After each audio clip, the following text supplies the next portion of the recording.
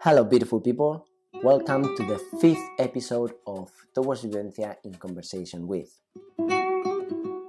This episode is probably the most beautiful of them all.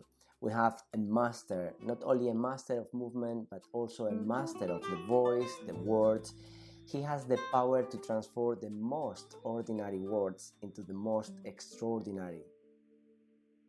In this episode, we'll talk about daily practice and how to be ready when you want to be ready. Not before, not after.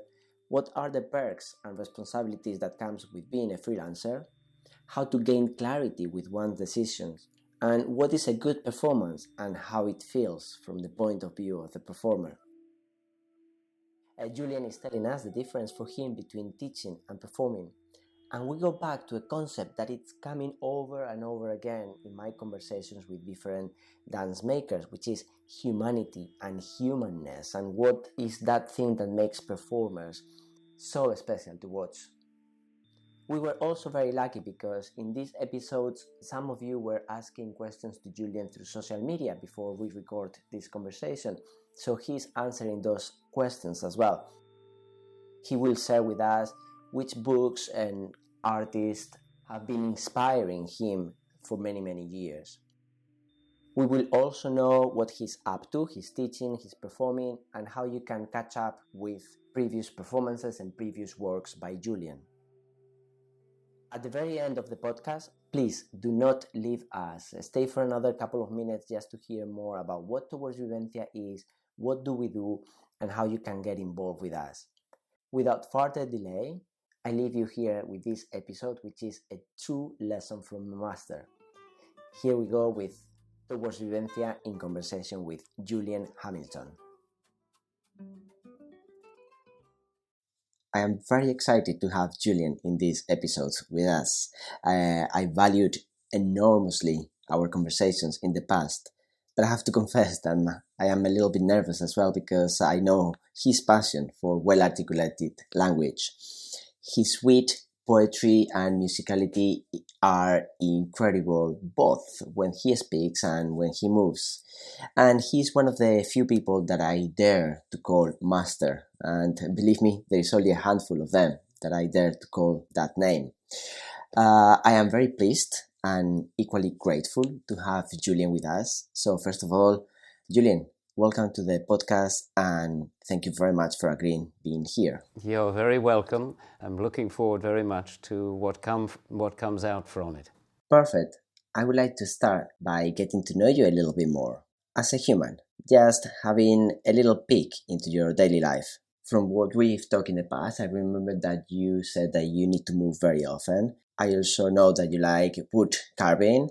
I know that you compose music, you write, you like to talk to people. Could you tell us a little bit more about your daily practice and whether there is a space for grocery shopping, your laundry, and any other mundane activity?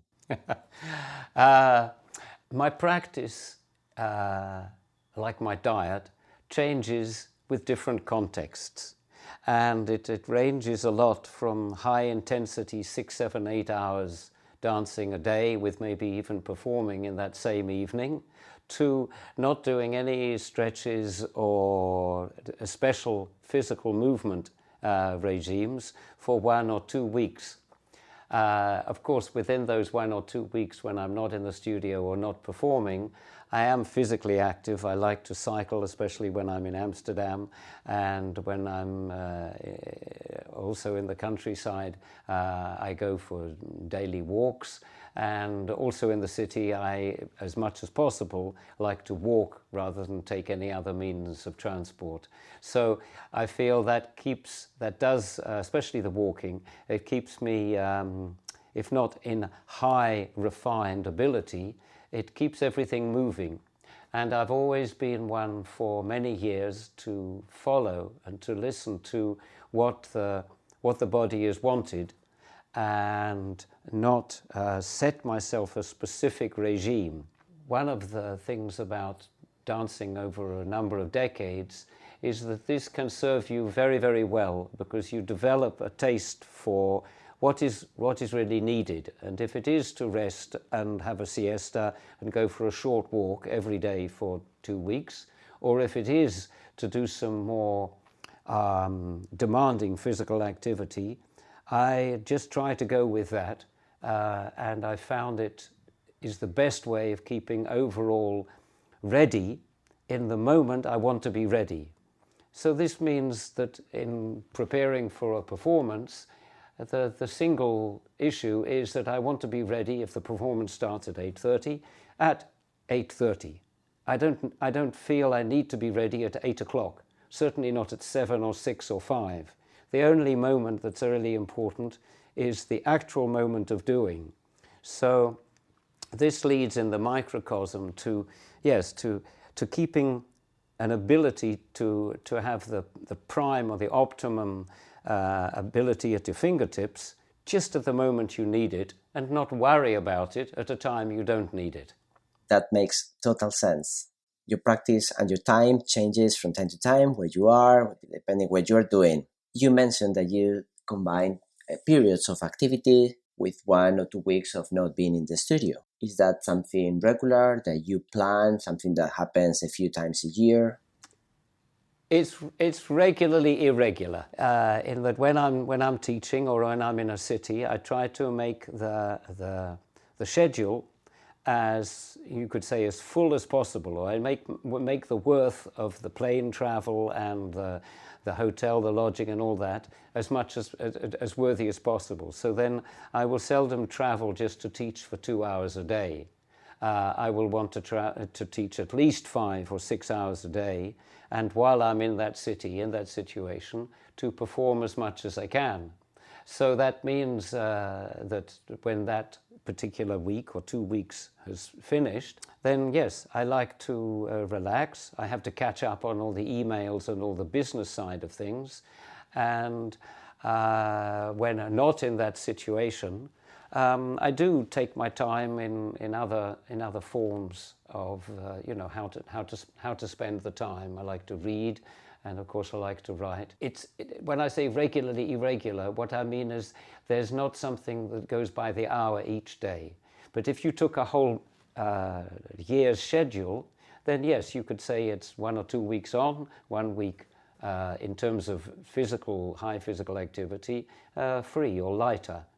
And that suits me. I can handle that very well. I'm not somebody who gets nervous if I've not been in the studio to do stretching or anything like that for a while. No, it doesn't make me nervous. From a freelance point of view, while you were talking, I was thinking, and this is something that interests me personally. There are moments in our life that we are super busy because engagements keeps coming and our schedules are very busy. And other moments, it seems that we don't have any job. It seems like this is the last workshop that we are doing and our calendar is completely empty. I don't know if you experienced that, but I have. But when you try to book your resting time, is something that you take in consideration when people approach you and offer you an engagement? Is something that you have fixed in your diary and it's not movable at all? Or it's something that you are flexible as well? I'm self-employed, and that means that I can decide when I engage in a certain sort of paid work or not. And I feel I would be a fool to not tune that to my needs. And of course, my needs are the artistic drive, the wish to be on stage and to share my work, the economic demands, and also these last 25 years I've been part of bringing up a family. And so those are different needs that I've tried always to keep in balance. And sometimes it's one rules over the other. But I always keep my empowerment over what I say yes and no to. And if a certain schedule is not possible, I will say, no, I cannot do it this month. What about next month? Or I am slightly flexible. But I don't think it's fair to anyone to feel that I am at the service simply of some notion of what I have or must do. I try to keep that in tune. And the basis of that is I want to do things in my life that I wish to do. I want to arrive at a performance wanting to do that performance. I wish to arrive at a workshop wishing to teach. And if I do too much, then it's my own fault. If I therefore am exhausted and I turn up to work going, oh, I don't know if I can do this, I'm overexhausted, then I feel that's my fault, unless I have another big demand economically or any other things that can come into the decision. But I try to protect my wish constantly to go forwards into the work that I've planned. And I manage pretty well with that, I must say. It's very reassuring. Thank you, Julyen. Because as freelancers, we feel sometimes that it's a curse. We don't know when the next job is gonna come or how much are we gonna be paid. But actually, it is a great reminder, what you just said. We are at the service of ourselves, and if we are not making it work for ourselves, we cannot serve the others.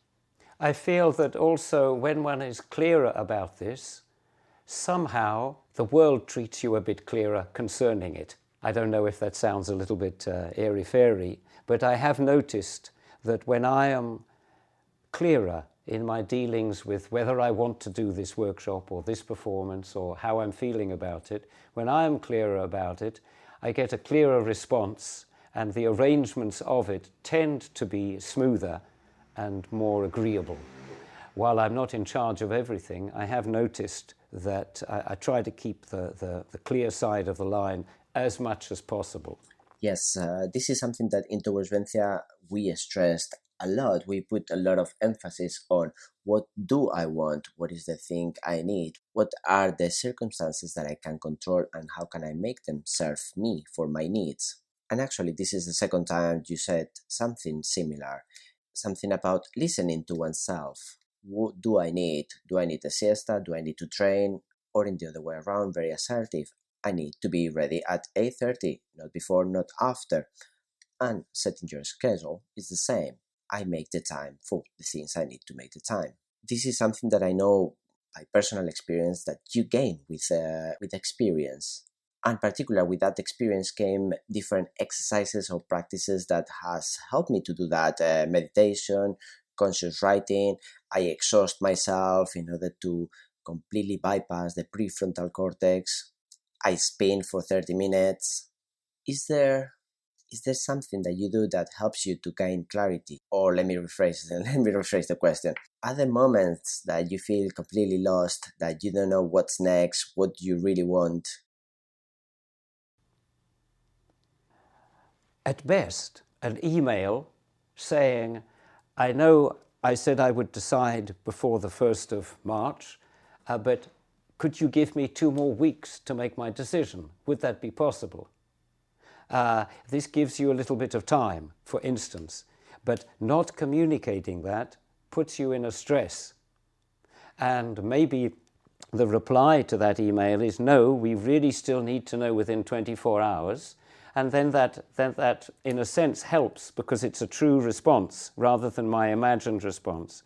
So one technique is to just keep people informed, and that's not always easy, but to keep people informed in that way somehow moves the energy. And I've found very often, having said, can you give me 2 more weeks?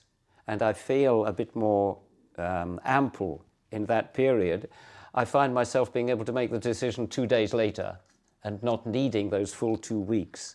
This is very practical, but it is these practical things which I think help me because some of the decisions are they're emotional, and it's not easy to know what you will feel like doing and what you feel you can serve a year in advance or even 6 months in advance.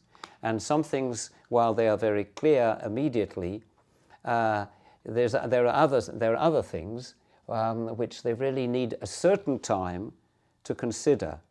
But the people waiting at the other end, they have every right to know where you are in that process. Sensing that, I try to tell them an update and ask for more time, or just make some strike at a little communication, and that helps the energy go along. The other thing is very practical. I just write it down on a big sheet of paper, and I look at the dates. And simply by writing it out and writing out what are the possibilities, somehow it does help me clear my mind. Whether that's an active meditation, I'm not sure, but it's a very obvious, but it's very possible, even knowing that, not to do that. These things work when you do them. So it's knowing when you don't know, right? Exactly. And being aware of that. And trying also to localize. Is it a question of the economics? Is it a question of the dates? Is it a question of the personal emotions? Is it a question of not quite knowing what they're asking of you? And it's very possible to actually, as I say, write an email concerning those things. What exactly is the pay structure here? Or what does it depend on? Or one could always pose the question, thank you for the invitation. What had you in mind from me by asking me to do this? And this just gives them a chance also to maybe say something that they're ready to say but didn't say in up till that moment. So these different elements of emotional, economic, dates can be addressed, and I found by simply asking the question sometimes, that's relieved me or unblocked, and therefore helped some of the process of deciding. And do you follow a similar process when it comes to you? Like, what do I need in this moment? Do I need a siesta? Do I need to go for a walk? Do I need a week of holidays? How clear you are with your needs to yourself? I'm as clear as mud. Sometimes that means that I can't see through things, and sometimes it means that I can see clearly that it's mud. I do my best. I make a lot of mistakes in that. I don't think I'm plagued by that, but I make my fair share of mistakes, absolutely. I do find that more and more an attempt at clarity calms something which helps a little bit more clarity. So if one can get on that beneficial circuit, then all the better. So you might feel that you are clear as mud, but something that struck me really strongly every time that I talk to you, or every time I have seen you teaching, it's clarity. It's something that comes at me. I've seen you performing a few times in Salzburg, in Barcelona, in the Untitled Chapter. Every time that I see you, it is like seeing a lightning going a slow motion through you as a Julyen Hamilton, but throughout the performance. It's vibrant, it's alive, but it's calm, it's perfect in its imperfection.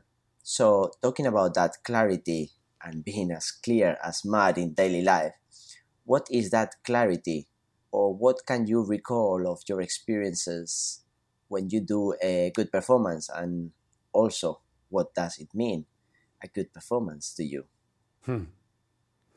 I think any act of true performing is really a certain state, and if one's blessed with the desire and the ability to go into that state, then it can be very much as you describe. It is something really truly clear is coming through you. And who knows whether that's from all the work you've done or it's God-given. Who knows? I think the only thing that helps is just ascertaining it and doing everything you can to let that happen again. I say let it happen again because within all the active things that one has to do, there is definitely another further power that is on another level of ourselves or around ourselves, which becomes very much involved if we evoke it, if we let it be there. And in performance, it's a blessed time because you are relieved of your identity, your wishes, your own personal extra baggage. You are given nearly a sacred time, And at that point, there are things that can come clear, and they can be so clear that even me, myself, Julyen, is not clear about them. But I know they are clear. Rather like handing somebody an envelope with a message in it that you haven't written, but you sense that it's a good letter, but you haven't actually maybe fully understood it. And this happens a lot in performance, that things come through and I sense a clarity. I sense this thing that you describe. And at first I was shocked by it and I tried to analyze it. But after a while, I just went, okay, that's just one of these things. It's fabulous energy, and I take it into the body, and it makes me smile inside, especially because I don't really know how it works. But it's a little bit like standing in the heat of the sun. You just feel it, and you don't know how it really works, although you could explain some little details. This clarity, paradoxically, has come the more I've let myself improvise and let myself just serve the material which is coming up. I really just try to let every single element that comes up be as clear and as complete as it can be. And I found that by serving its coming up, but also me letting it come into form, doing the work that I have to do to put it into form and completeness, then it will find its place. And not only that, it'll find its place in amongst other things that are also complete. And this makes the performance. And I'm struck sometimes afterwards by a certain logic that on all conscious level I wasn't at all engineering. I might be desirous of it, but I certainly wasn't engineering it. And it is as if by taking care of each bit, giving it form, and that's the active work. Just it coming up is one thing, but giving it a form in shape, in space on the stage, in voice, in words, in rhythmicity, actually working those things, then the material can have its clear voice. And I find this to be my occupation, deeply within the moment of performing, and it is a joy to do that, to serve this stream, these things that come up. But I do know that just letting them come up is only the first bit of the work. The second bit is navigating them and allowing them to live in form. Then, once they're in form, that's the form bit of performance, then something goes through. In other words, that form leaves you, it goes out into the theatre arena, and it is in a state which maybe it can be absorbed by the audience. And that is a further state, yes, and that's very subtle, how to produce something which not only it has its clear form in itself, but also is porous, dissolvable enough, clear enough at a certain moment and then dissolvable, so it can actually go into the awarenesses, the perceptions of the audience, of the public. There is something that I really like about what you said about serving the material that it's coming up. There is a sense that I also feel when I'm teaching or performing of being very humble, of somehow surrendering to what's happening. Absolutely. And those three things are very, very important. Just excuse me if I'm projecting or if I'm putting my words in your words, but I felt very identified with what you said. And also the idea of giving it form, but it's happening through you, even if we do not know where it's coming from, but it's something intangible, sacred, and transformative. And that's something that you mentioned in your website, a place where an atmosphere of transformation, insight, and understanding is permitted. without resort to thin conclusions. Gorgeous, gorgeous words. Can you tell us a tiny bit more about that transformation, that something that you said beautifully about doing everything possible to evoke it, to serve the material that it's coming to you, but by receiving it or by allowing it to happen to you, is there a transformation? Two questions. Can you tell us a little bit more about what you mean by transformation? And also, is there a before and after? Is there an exiting from that state into Julyen, the everyday human being? I think that the transformation, and it's a very big word, and it has been asked to harbour a lot of medium clear considerations. It is something that comes across the form. And it is the actual form which can morph, which can change its physiognomy. Actually, I don't think that the transformation is something one should really worry about at all. Because if you're really serving the material and you're giving it life, you're giving it form, form itself will change. I've lived in the countryside for over 25 years. And one thing I notice is, compared to the city, there's a lot more change. Things might not move down the road so quick as they do in a city, but the colors every morning have changed. The colors before, during, after the rain, the color of the different, not even just the big things of the different seasons, but even within one day. Of course, that's because of the light, it's because of many things. But anything that has a tangible form is under transformation. So to actually focus too much on transforming the material might tend to be a lack of trust that the thing will transform anyway. I'm thinking of a friend of mine who had a house when I was a child, and we always used to go round, and there would always be a big plate of something. And all she would do was just put lots of stuff on the plate. Well, very soon that plate was transformed into what could be called empty. She didn't have to actually encourage us to transform the cake or the biscuits. They just went. And having made, what was lovely was to see her. She would just make the food, and then people would come and we'd all eat it. Even friends of friends. Sometimes we didn't even know after the meal. We said, "Who was that person?" I said, "Oh, I thought it was a friend of yours." "No, I thought it was a friend of yours." It came and the meal was transformed. The work was to get the food, to prepare it, and then to clean up afterwards.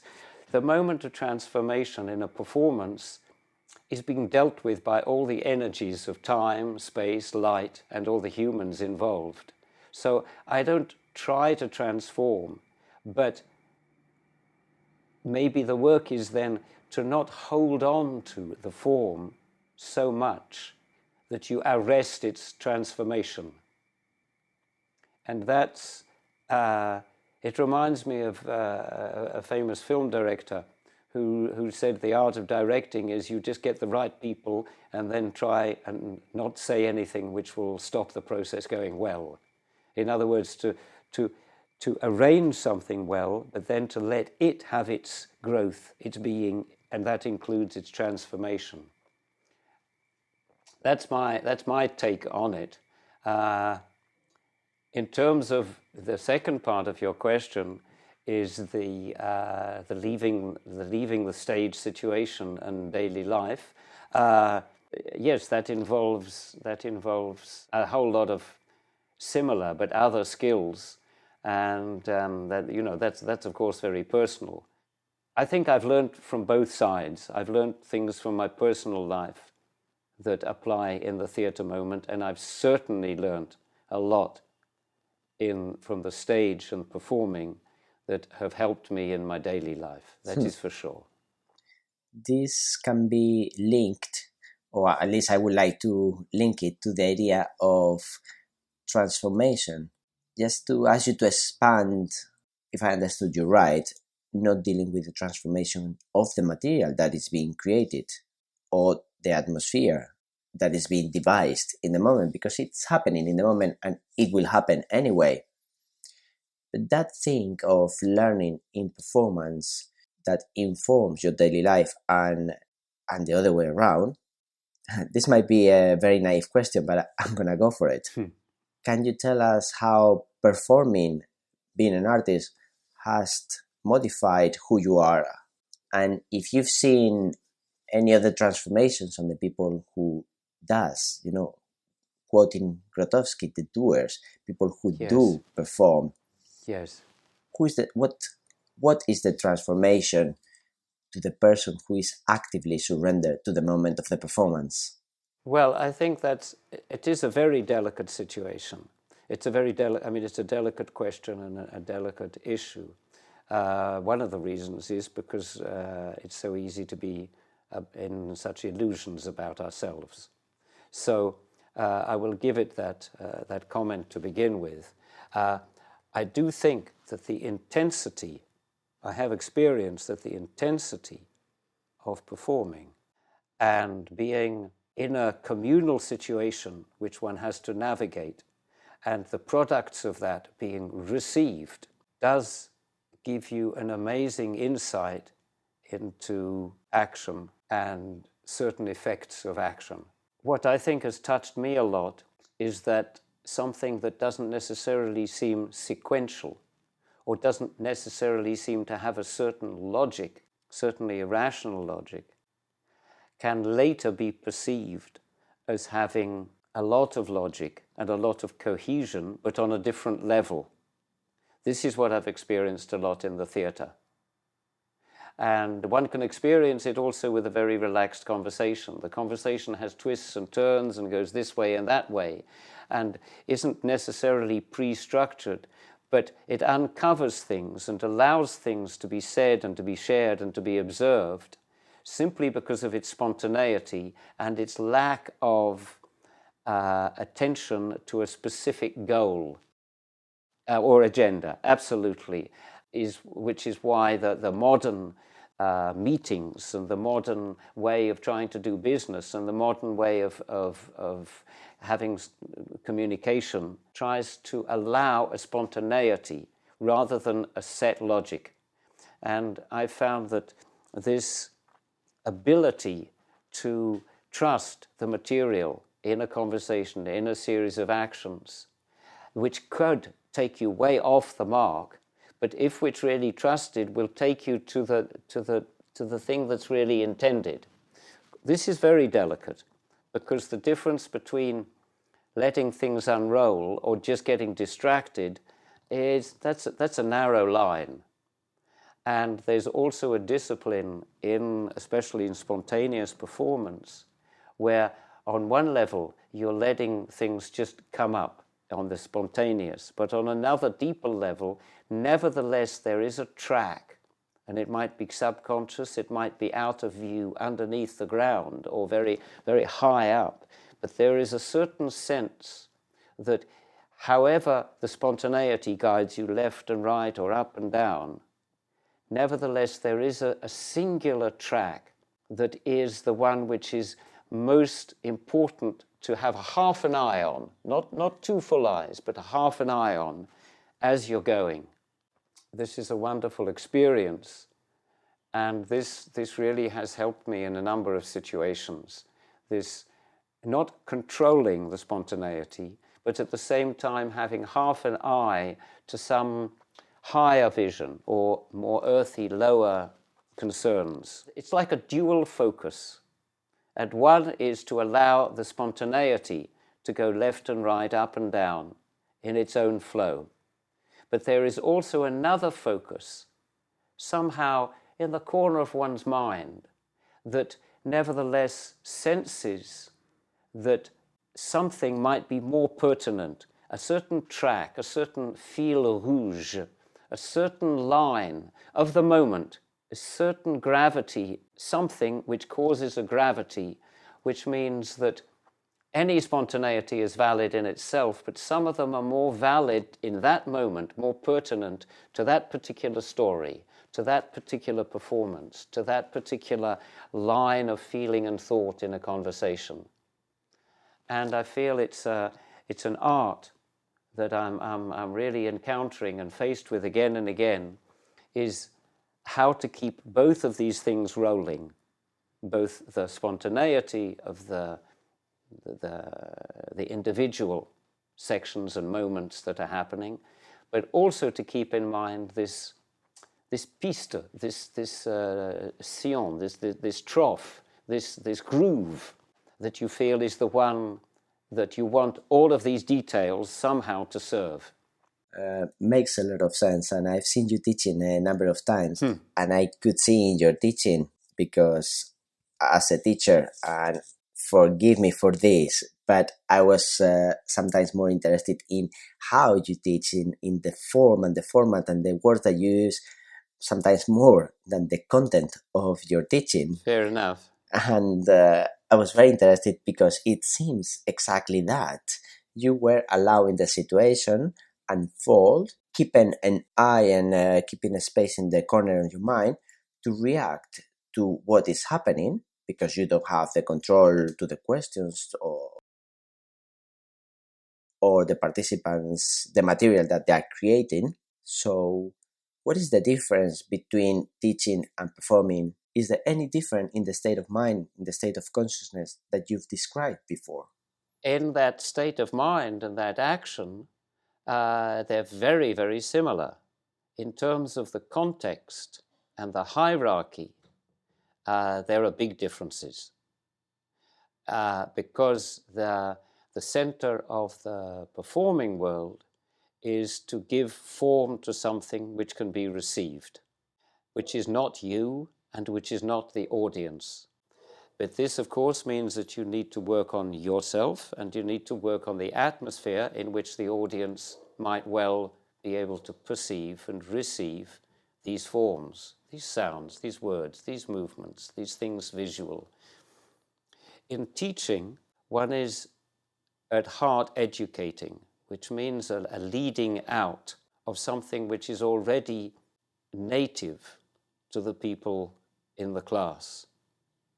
And the center of that is their revelation, is their allowing or being encouraged to be in a state where what they understand can come into being and they can have their fingers on it. They can have the fingers of their mind on it, the fingers of their experience, of their technical ability on it. So it can become what you say, theirs. They then can leave the class and be able to do it without the teacher and without the teaching situation. You're leading out of the people something which gives them not just an ability, but an ability that they can navigate, that they can make, you could say, tangible. And this is a different goal. This is a different intention than in the audience of a performance. What's beautiful about the teaching also is that there is a very overt possibility to allow the students, the participants, to also speak back to you. And this speaking back is not just verbal. It can be in body attitude. It can be in how they're standing in the space. It can be in how they are doing what's being asked of them. It can be in many different ways. Now, of course, one can sense this in an audience, but in most situations, the audiences tend to be more in the dark and tend to be more in a sort of anonymity situation, a group, individual, collective, somewhat anonymity. In the class, this is the opposite, unless the class is of a very different nature. The people are not anonymous, they are individual. And that individuality is being allowed in how they take the space, how they move through it. And in fact, the expression of that individuality is what I feel is my business to read and to relate to, because even more than the actual material, it's their reaction and their interaction with that material that I propose, which is the point. That is very overt at that moment, how they relate to that in their bodies, in their minds, in their thoughts. in a question they might ask or in just an attitude that might just come through their body at that moment. There are huge similarities, but I enjoy the differences because there are certain things that can be got at in performance which are different, how one's arrived at it and how they resound than in the teaching situation. Do you feel as a teacher that you also are serving what is coming to you, evoking the lesson, if you wish? I have allowed myself this permission more and more, and I've been very happy to do it. And there were real moments where I thought, okay, this is what educationally would be very good to do. And then another voice in me have said, yeah, but come on, you're just obsessed with these things. Why don't you risk it and go for these things? And a number of my colleagues said to me, yes, but if you just go for these details, and not so many people are going to be interested. And I went, well, okay, but at least the people who will be really interested in what I am. And I found that a very positive way to go. And in fact, I've been surprised how many people there are interested in the details that interest me.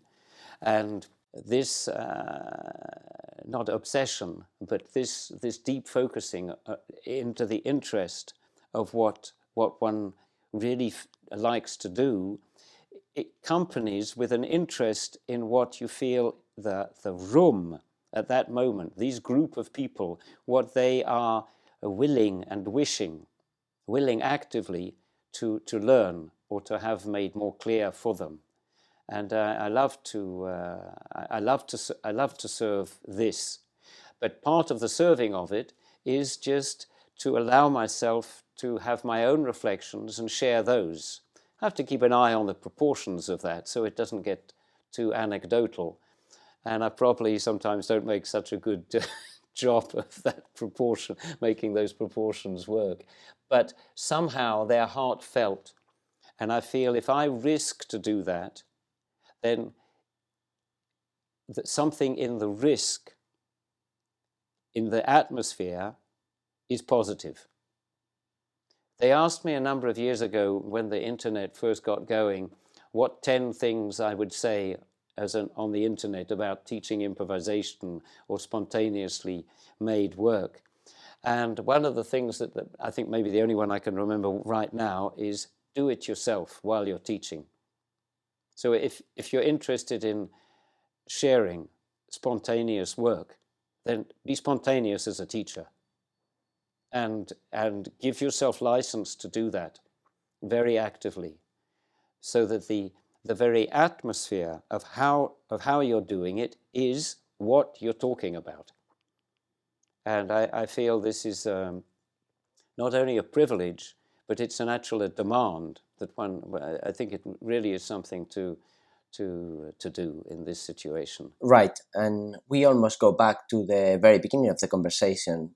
It's about having the clarity of who you are, what your interests are, and therefore giving yourself the permission to do that, because there will be always someone interested in that, don't you think?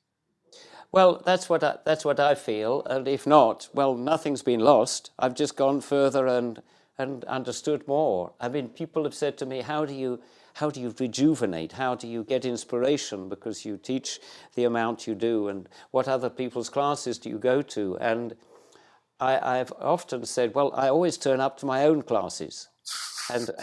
And while that can sound facetious, what I mean is I make notes after my own classes, and a lot is revealed to me in my classes. I learn a lot from them. I really do.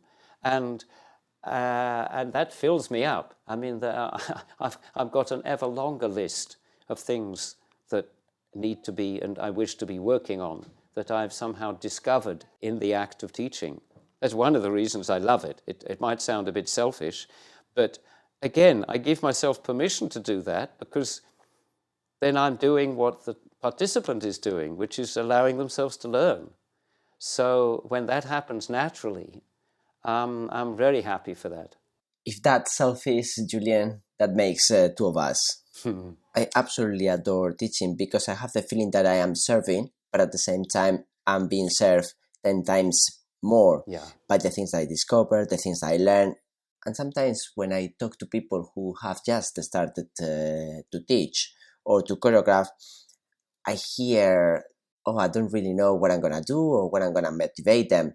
And sometimes an answer that I tend to give them is actually the more interested you are in what you are proposing, in what you are bringing to the class, the more intrigued you are, the more curiosity you have, the more interest and the more motivated they will be. Absolutely. Absolutely. I totally agree. And even to the point where even if they're not actually interested in the subject, they at least get a good taste of interest itself. So I was taught by very passionate teachers when I lived in London, and an amount of what they were teaching me didn't specifically interest me, but the passion with which they did it, I learned a lot about passion for doing it. I think that that's a double thing that they're receiving. Not only the subject itself that you are interested in, but the very act of being interested.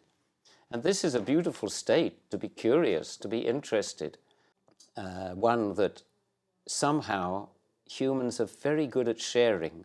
They love to be interested and they love to share their interest.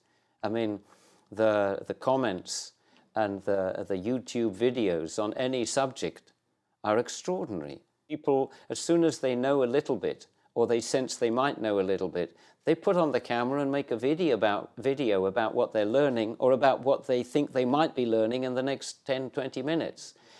And this is, for me, a manifestation of this incredible curiosity that people have given half a chance. Yeah, definitely. I think this is a good moment to jump into one of the questions that I have received today. I've posted in social media that I was having this conversation with you, and because we were talking now about teaching and we were talking about performing, we've been talking quite a lot about the first person experience, but I would like to go to the third person of you as a viewer. The question is, what makes you to connect to a performer when you are watching someone else or when you are witnessing the performance? Right.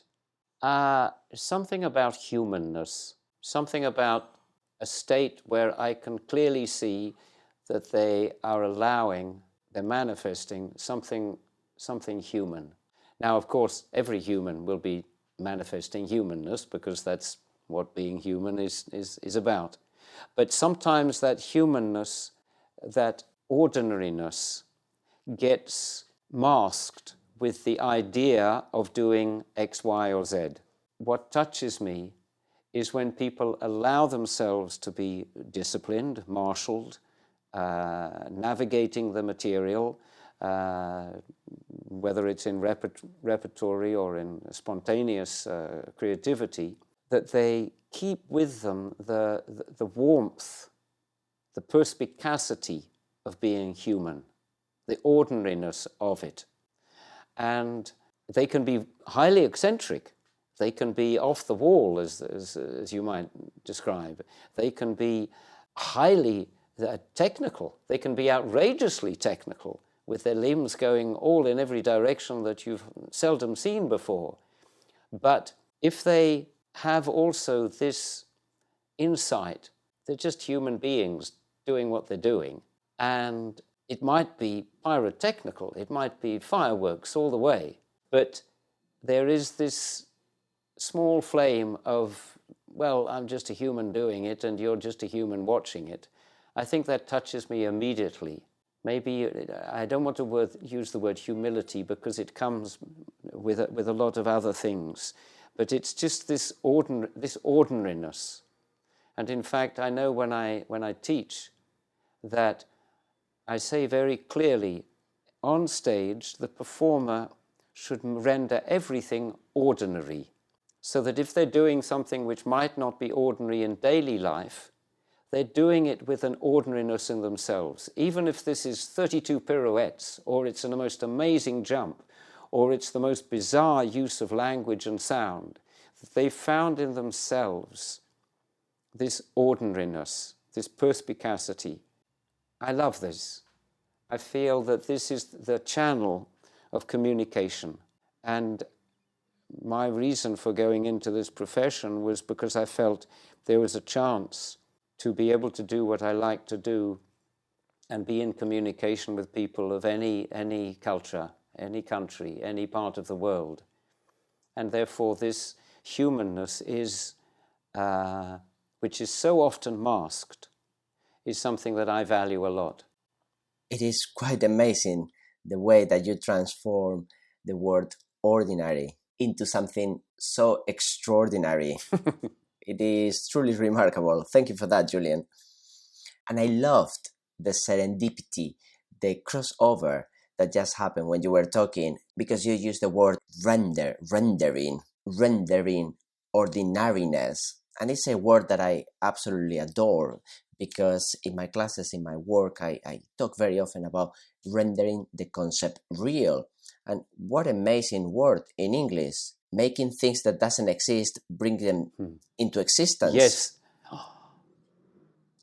It's amazing. It's creating something new, and yet it's completely in relationship to something that already is. And making it happen through you.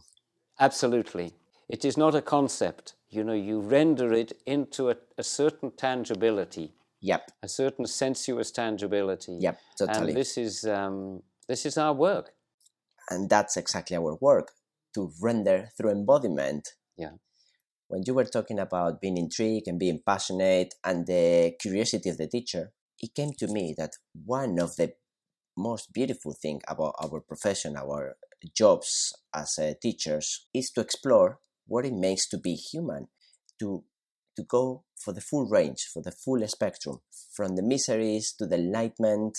And you were talking about that humanness. I mean, this is where certain performers are so inspiring.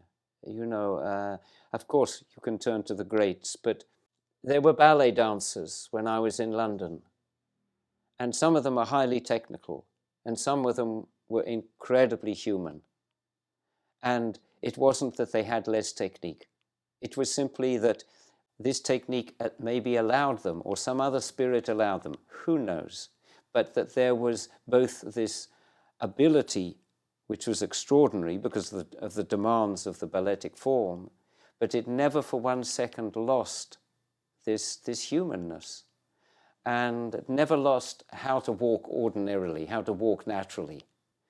I remember seeing Baryshnikov once in New York, one of the big ballet companies there, and at the bow, it was specific how most of the dancers hadn't found a way, or hadn't been allowed a way to just walk on naturally for the bow. And he did. And not only that, but he saw the difference, I feel, allowed that difference to be very quiet, didn't make a big thing of it. But it touched me very much, because I thought this actually amplifies his art even more, the extreme places of passion and ability that he's going to. They are not just out in the clouds. They are linked to something ordinary, something of daily life, something of they're not about the tragedies and difficulties. They are linked to real tragedies and difficulties. And this for me is significant. And this is what you hear in the great pianists, what you hear in the great singers. It is they're not expressing something about. They are expressing something about it, but inside themselves there is a real link to those. It's an empathy rather than a sympathy, you could say. Mm-hmm. Yes, at least that's what I experience. The more I practice performance, or the more I perform in my teaching, the more I can take to my daily life. And the less I am in autopilot when I am with my partner, with my students, or the person who is just selling me the bread. Yes. I mean, there's such a lot to learn. Yes, being human. There's such a lot to learn. And to practice, just keep practicing. Yes. I have loads of notes and questions for you, but I will leave them for another time and another conversation. But I would like to go into a tiny bit more personal question. I know that you've been a few decades in this profession. You said 40, no, not 40 decades, no, 4 decades, 40 years making dancers, teaching, creating. That's a reasonable time for it to happen. Yes. Can you tell us a particular difficult episode? More than the episode itself, what I'm interested is how you recover from it, how you came out of that difficult time. I was inspired to dance, and I started directly with a dance company. And I was very lucky for that. We performed, I started on the Thursday, and I think we performed on the Saturday. And that immediacy I needed, and it was blessed. I then, while continuing to perform, did a rigorous training in London. And after that, on one level, you could say I lost my way, or I wasn't sure how to make the path real that I felt inspired and needed to do. And that was a difficult period for me, and it was accompanied by injury, which helped me to lie down and do nothing for quite a time. And as ever, the books that were in the flat where I was allowed to lay down and recover, they influenced me a lot, and they touched me a lot, so that in hindsight, it was as if the whole thing had just engineered me to come across those books. It did take a time, and I needed to be able to find resources, not just to be inspired, but how to allow and to make and create situations which would house that creativity. And this was the big frustration, that I knew I had creativity, but I couldn't find the places, and I couldn't seem to make the places where that creativity would be allowed to happen. And that took a significant amount of time. How long? Well, it felt like years, but probably it was only about a couple of years. It's a fair amount of time. When one's in a difficult situation, time expands horrifically sometimes. And I was lucky in one way, because I had to earn my living, so I had to go out and do some work. So I worked in a photocopying section of an accountancy firm. And I was blessed because I got the job because I knew the person in charge. And he was a wonderful businessman, had a very open view, and taught me a lot, and gave me a job, knowing that this wasn't really what I was wanting to do, but knowing that it was one of my steps forwards, and demanded that I did it well. And in this support, that was very ordinary. I mean, I turned up and I worked the photocopy machine and I went home. And somehow this ordinariness and the fact that I could manage to do it, I could go do the work, make the little money and come back, this gave me a lot of support for the more ethereal inspirations that I also wanted to make equally as tangible, by getting up in the morning and doing something, and having done them at the end of the day, could then sleep well. This gave me something very tangible, and therefore very supportive, so that it gave me a certain confidence, maybe you could say, that then when I was offered other possibilities, I said, yes, this is right, because I feel here also, I smelt the possibility that I could make real what I was dreaming of. What was the event or the episode that ended that episode? I was offered work in a company and teaching in a situation in Amsterdam in the Netherlands. And I just jumped at it. And I jumped at the performing work because I felt that there was a place for me there. I jumped at the teaching work because I felt that there was a place for me there, and there would be a place for me there once I'd run out of teaching ability or teaching material. And I was very interested what I would teach when I'd run out of the material that I thought I had.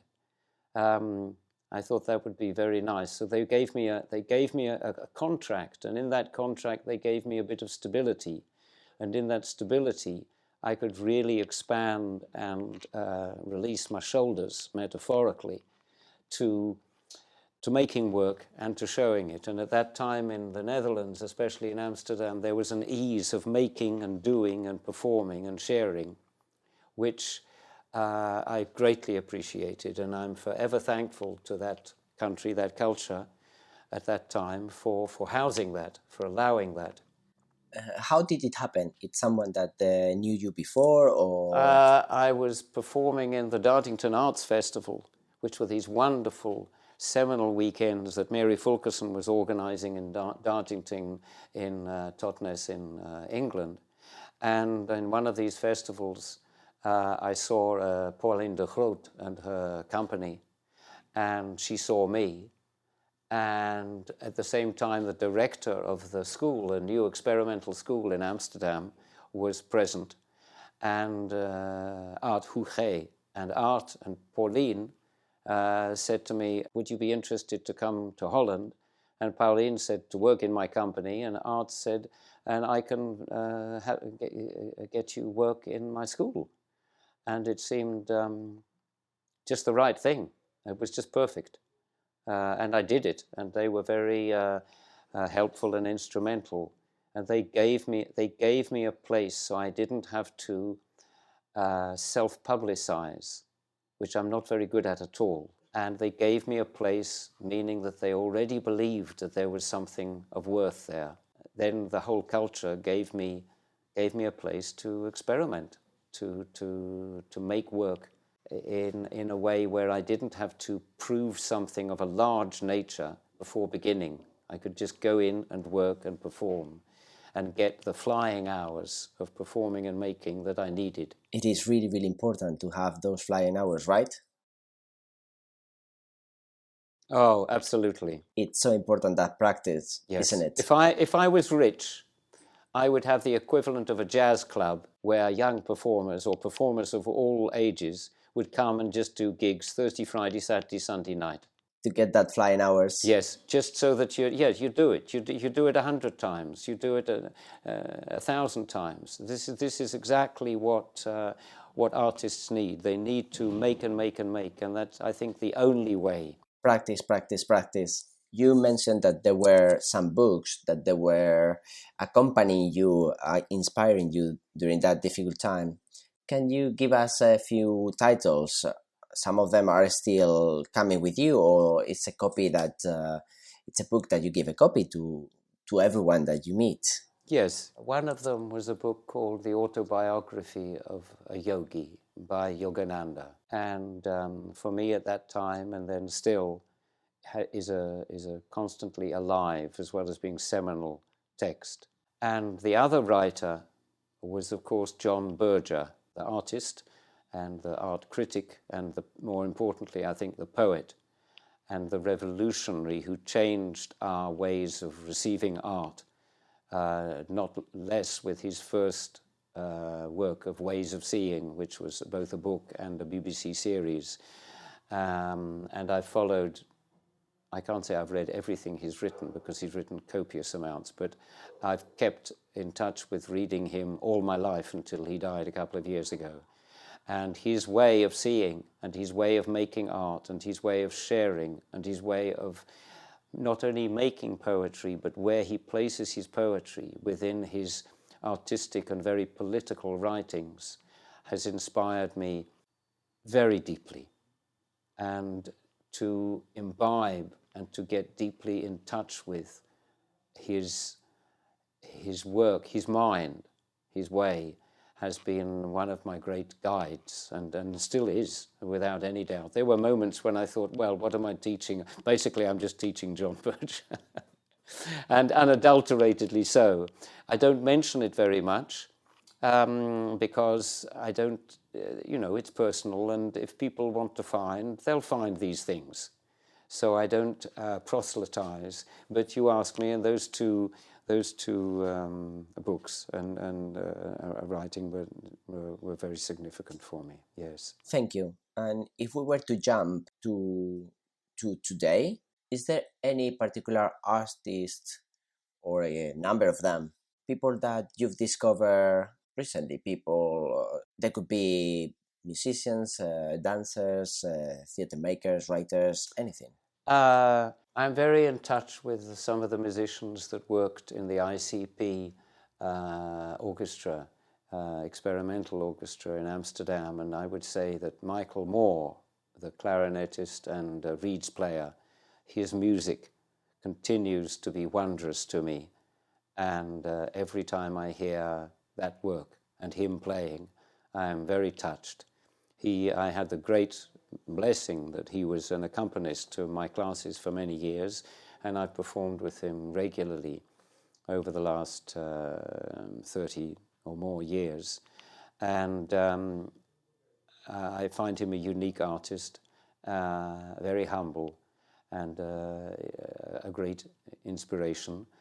And I will go two ends of the scale for the next thing. Is one of the other great privileges amongst performing with many amazing musicians is to work with Bar Phillips, the bassist, and this has been just wonderful in my life, and it continues to inspire me. And although he's 85, for instance, his recent solo album as a bassist is I think groundbreaking, and it's so stimulating to know somebody older than oneself, because one is always growing older. So it inspires you to see people older than yourself on that level that you'll be there soon, as it were.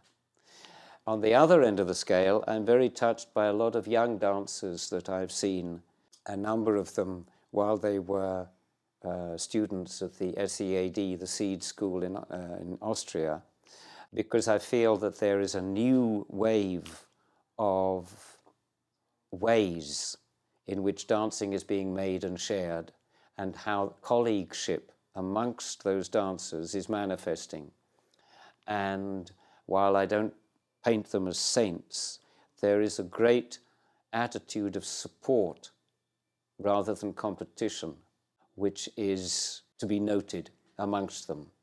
And also, I've taught in the Conservatoire in Paris of dance, and I found also similarly, in spite of it being in a situation of Conservatoire, actually some of the young dancers in France, not only French, but in France, also are manifesting something really wonderful and self-assertive and self-confident about their ways of dancing.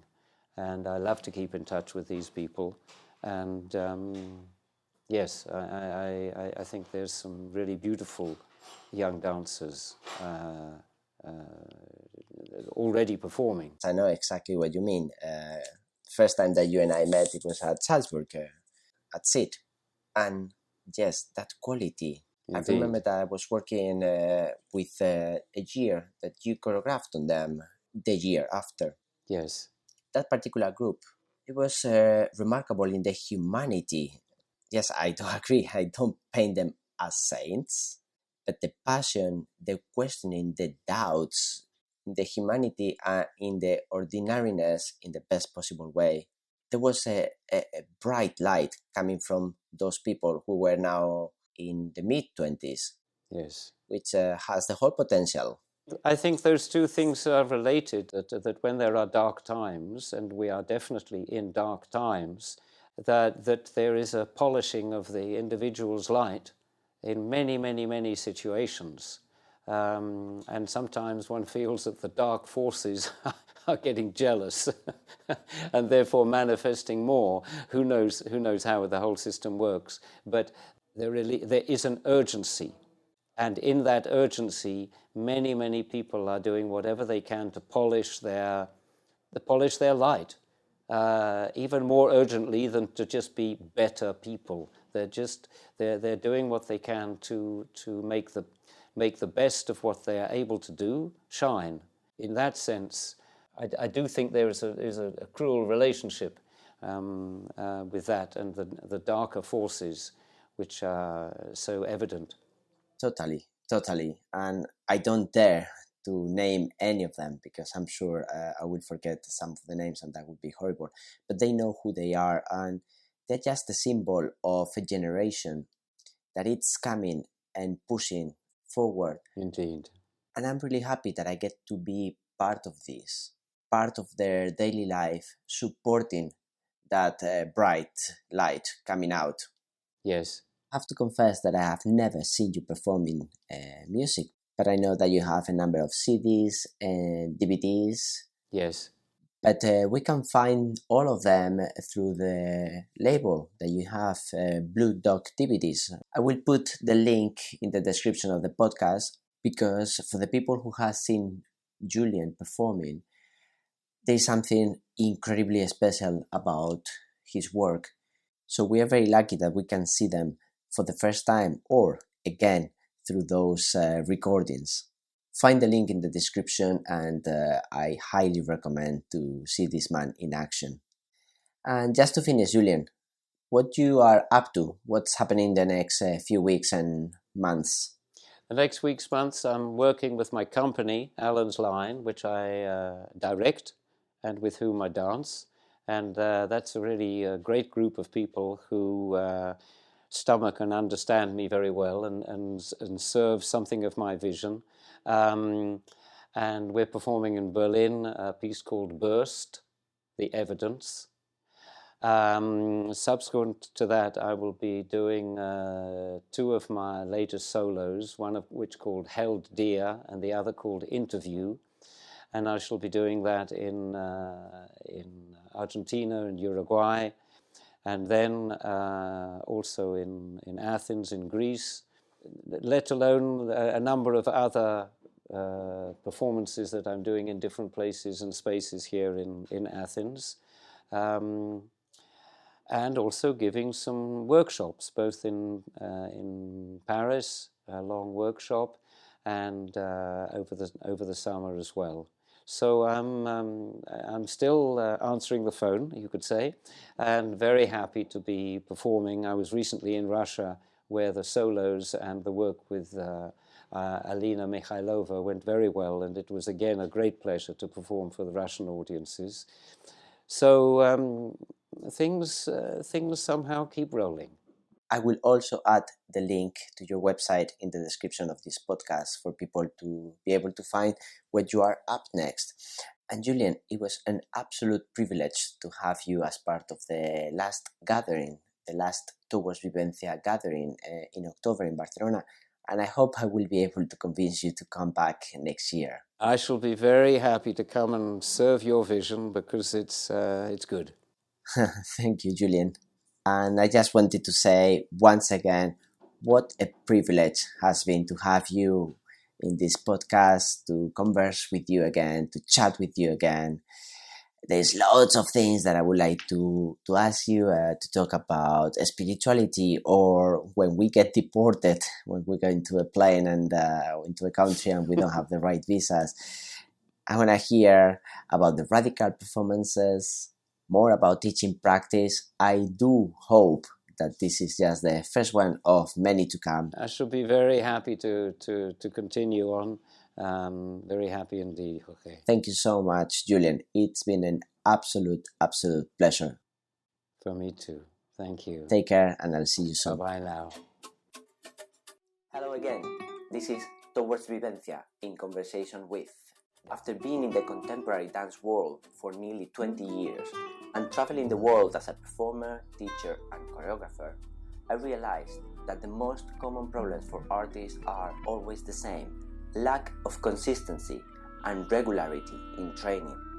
How we find our own directions to reach our own goals, but also having the accountability mechanisms to stop procrastinating. Also, what kind of training do? We train speed, strength, flexibility, but rarely we train skills that are at the core of our profession: self-care, resilience, mental and spiritual presence, mindset for auditions or difficult processes, playfulness in general, and also how lonely this profession can be at times, always changing jobs, cities. So this program Towards Vivencia is here to connect with people from the same profession, but outside of the usual environments, to go beyond our traditional training. In my workshops and creations, we work all those things, but we miss the consistency and the medium-long-term goals. That's why A bit more than a year ago, I created an online training program called Towards Vivencia. The journey has been amazing and has exceeded my wildest dream. Now we are a really big online community with people from more than 16 different countries. Through the program, we are providing tools to train a stage presence and to listen what we really want as artists and what we have to do to make it happen. We share mechanisms on how to deal with obstacles and rejection, how to celebrate our successes, and we have learned how to enjoy our career as performers and artists even more. As we continue to grow, I am extremely excited to share the latest addition to our program, our podcast, Towards Vivencia in Conversation With. Here I am speaking with people I greatly admire, talking about what they understand peak performance presence to be, how it works for them, and how they have survived the ups and downs of their careers. This informs our Towards Vivencia training, but we also wanted to share this amazing conversation with you all. To get the latest updates about the Towards Vivencia in Conversation podcast or the program, make sure you subscribe to this podcast or our newsletter. Visit our website for more info, www.towardsvivencia.com. That is www.towards, towards.vivencia.com, and join a community from all around the world to help you to tackle the lack of consistency and regularity in training, to have the accountability mechanisms and directions for you to reach your own goals, and to go beyond traditional training, start training self-care, resilience, presence, and playfulness. And also, how feel that you are not alone in this profession that involves constantly changing jobs, cities, and people around you. Here we are to make a great community of freelance dancers, freelance artists, in order to go beyond, farther than we can go alone. I hope to see you in the arena.